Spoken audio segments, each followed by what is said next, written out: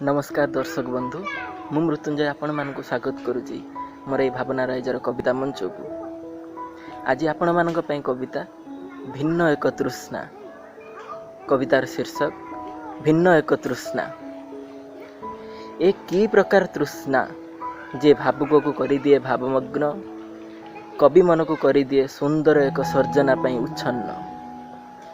एक की प्रकार तृष्णा जेउठी गोटी गोटी शब्द बिंदु आतुर कविटे पई होई उठे मणिमुक्ता सह समान।